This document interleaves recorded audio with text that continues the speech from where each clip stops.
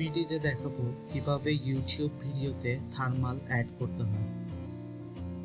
প্রথমে আমাদের লোগোতে ক্লিক করব, আমাদের চ্যানেল আইকনে। এরপর এখান থেকে ক্রিয়েটিভ স্টুডিওতে যাব।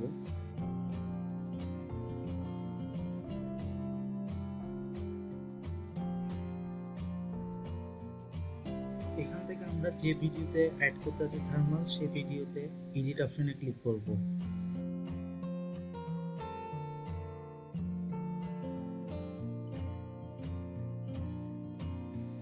তারপর আমাদের যে ইন্টারফেসটা আসছে, ইন্টারফেসের মধ্যে প্রথমত তিনটা ডিফল্ট হিসাবে ইউটিউব আমাদেরকে থার্মাল দেখাচ্ছে, যেগুলো আমাদের ভিডিও থেকে স্ক্যান করে নিয়েছে।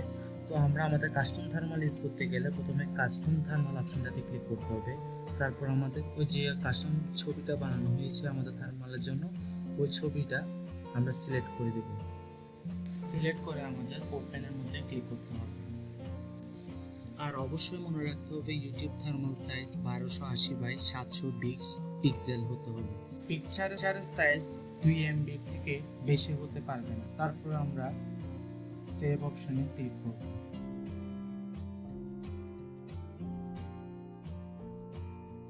ক্লিক করার পর আমরা যখন আমাদের ড্যাশবোর্ডে আসলাম, দেখতে পাচ্ছেন আমাদের আইকনটি অ্যাড হয়ে গেল। এভাবে আমাদের ইউটিউবে থার্মালকে অ্যাড করতে হবে। যদি ভিডিওটি ভালো লেগে থাকে অবশ্যই একটি লাইক দিবেন, আর যদি নতুন হয়ে থাকেন অবশ্যই সাবস্ক্রাইব করবেন।